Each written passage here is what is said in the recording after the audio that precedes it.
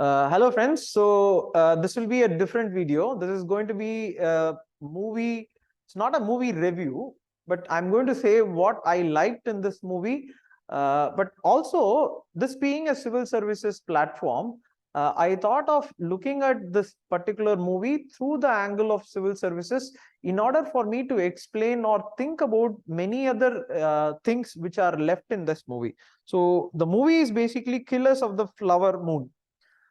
This you would know, right? So it's a Martin Scorsese and DiCaprio. They both have, collaborated, and many other actors are also there. Robert De Niro is also there. So what this movie is, how this movie is, or what kind of a technology they adapted and how the script was, I'm not going to talk about that. See, that is altogether different scenario. What I'm going to focus on are the events in that movie which are actually relevant to anthropology and also civil services as well. So that is what I am going to talk about. So let us go into the video.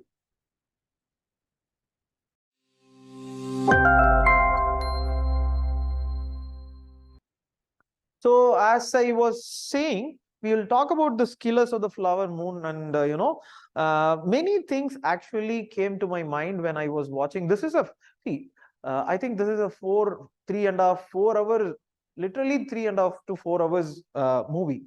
The first thing that I noted was, see, very silently it goes. It does not have, huge BGMs and very, what to say, some cunning. See, there are murderers, but they are not shown in the way as it is usually shown.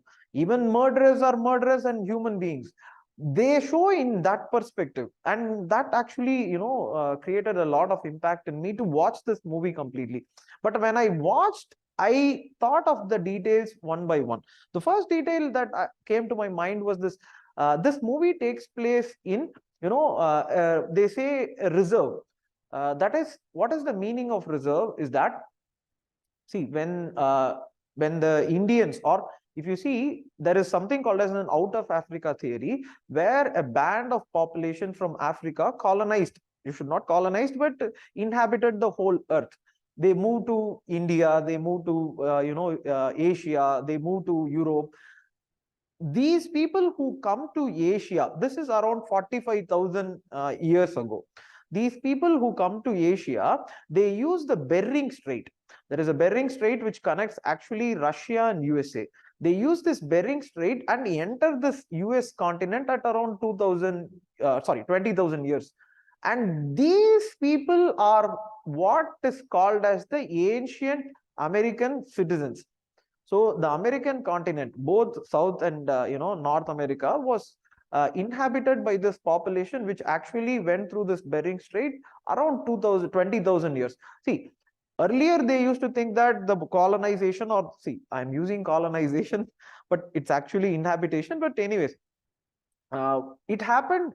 What people used to think that it happened very late, which is 12,000 years or something like that. But now scientists have found evidences of people living there at 20,000 years and all, and this makes them the most primitive members of the society of USA. And in the movie, they talk about one particular tribe, which is called as the Osage tribe. There are many other tribes that they mentioned, Cherokee, many tribes they mentioned in that, which is very, very essential for, as a civil servant, you should observe all these things. They talk about all these indigenous population. In India, if you see, we call them scheduled tribes, but there they call them as indigenous population. Why? Because, as I told you, this inhabitation took place, but everything was, rosy and everything was good. Suddenly people from Europe started to come, and this whole period of colonization started. It starts with many ships coming from Europe, especially this ship which is called as from the Columbus. You would know that this person called as Columbus comes to Europe, comes from Europe to USA, but he actually comes to find India. When he steps onto this continent, which is called as USA, he names them as Indians just because he thinks that he has come to India. So basically, he is naming them from thinking that they are us. So now what the problem was that he goes back to Europe and talks about all these things, that this whole land has been there and you can colonize and stuff like that. What happens after that is the interesting factor. So the first thing that I noted about was the Osage tribe, and they went to they were in their land. But when these Europeans came, what happened was these people who were in the eastern border were pushed towards the west. In the movie, they were talking about initially being present in the areas of in the areas of Mississippi and areas like that. That actually comes into the center of the continent. But they also talk about after that they were pushed again. So what they are meaning is that initially all these population or mainly tribal population, they did not inhabit the continent. US continent is a huge continent, and interior, if you see, they are prairie, or it's not completely fertile and things like that. So always people would be there in the eastern coastal zone. So first push was when these Columbus and all these fellows came inside and they pushed these people towards this Mississippi.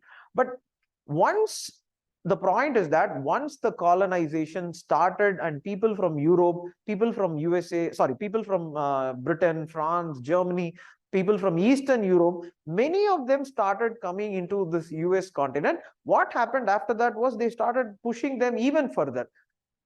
They made a solution like people from this tribe or particular tribes or indigenous population will actually live in a reserve.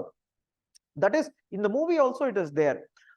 They talk about laws of that particular reserve. Laws of USA will not apply there. Something like that they talk about. What is the meaning of that is that these population who were there here, they were pushed towards the west more, and they were given their own rights. In India, if you see, we have, that is what is called as Schedule 6 and Schedule 5. But in India, the Schedule 6 and Schedule 5 is even more stringent. In the movie, same way they were given autonomy in the reserve zone that they have. But the second point that, see, this is the story of the tribe and how they came and how the US continent was settled and stuff like that.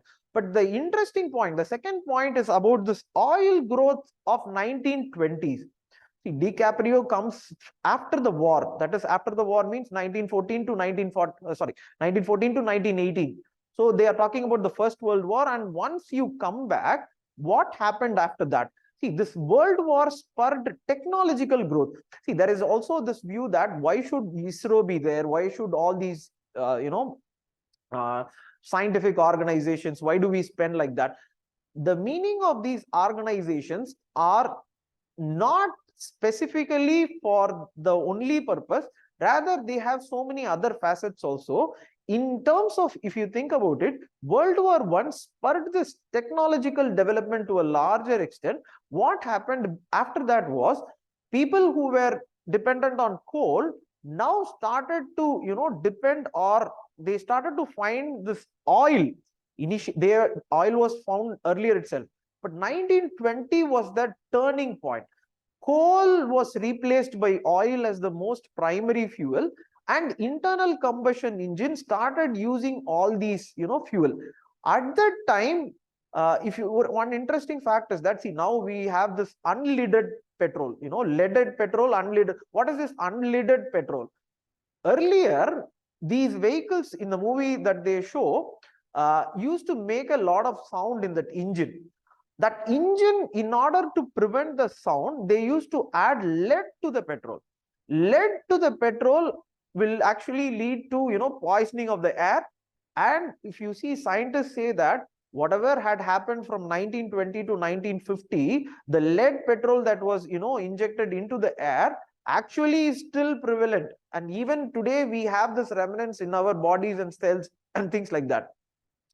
But what I want to say, then the leaded petrol went away and stuff like that. That was in history. But now coming back to this, so this car was, and the point is that they used all these things. And what happened after that was this oil became very prominent. It also, or West Asia, at that time only, West Asia became a huge prominent geographical zone. till then it was considered as a desert area, but now it became so prominent that every country, USA, Europe, France, Germany, everyone started to go there and start to get this protectorate. And today you might very well know there is a problem in Palestine and Israel. Especially it started now, or there was a problem earlier also, but it starts now. The British go there and they set up a protectorate in the Palestine area, which is occupied by the Palestine people. But once from that point only they give this, there is a Belford or some agreement is there, 1917 or 1918. So from that is where this settlement of people belonging to the Jew sect starts.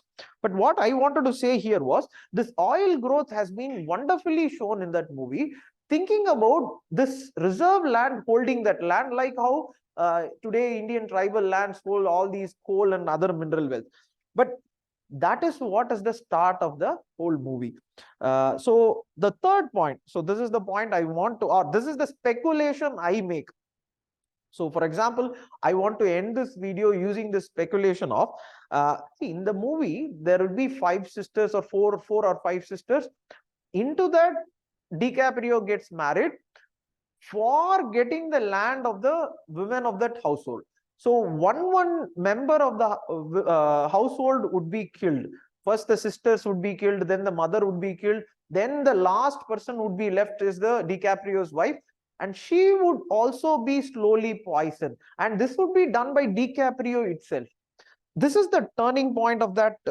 This is what is called as the Killers of the Flower Moon or something like that. If you very closely watch, the tribe that they show is actually matrilineal.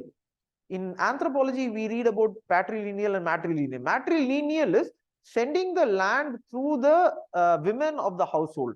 What happens here is that similarly, the land passes from one sister to the other and finally comes back to the only sister who is left, who is DiCaprio's wife.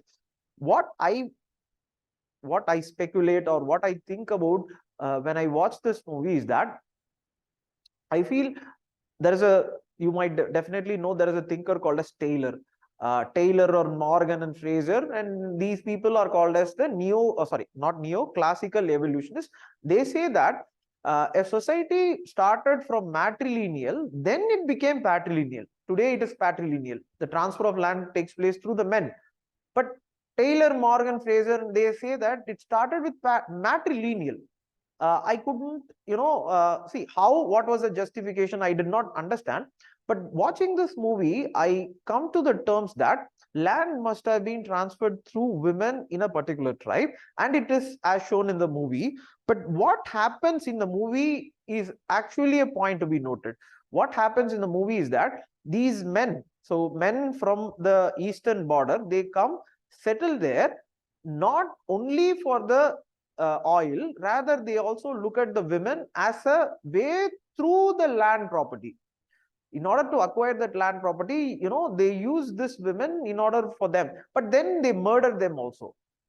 So what I feel is, so matrilineal society, India should also have had matrilineal society, but when migration started from different directions, this migration would have spurred activities like this.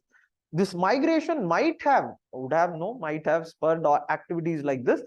These activities could have resulted in the loss of caste system. See what Roma Taper says in ancient India. There's a book written by Roma Taper. She says that caste system started in Indus Valley civilization itself. Meaning is that it's just merely, division of labor. That is the point. It starts with division of labor, and it started in Indus Valley itself. But when it concretized was during the Vedic age. This is what she says. Vedic age, if you see, is the time when people from Central Asia and many other places, because of climate change, migrated into India. If you correlate the things that happens in this movie with that situation, when the migration happens, a matrilineal society would have, and one more thing, genetics today says that India in genetics of India says that, see, men will have X and Y chromosome. Women will have two X chromosomes. This is the only difference between men and women, and both have the same chromosomes. Y chromosome is the chromosome which suggests that this person is a male. What genetics today says is that there is predominance of Central Asian Y chromosome in India. The X chromosome belongs to India. So if you see, the women of India have stayed here only. So the men Y chromosome have predominated and have migrated. Here you correlate both these. This movie, Roma Taper saying that there is a caste system, but it has not been concretized, and the migration which happened and genetics. If you correlate everything together, see, this matrilineal society which India should have been, slowly would have transferred into a patrilineal society where this endogamous rule of caste system would have been concretized. Meaning is that in the movie, if you see, they married outside a person called as DiCaprio, and that resulted in the problem of destruction of the tribe itself.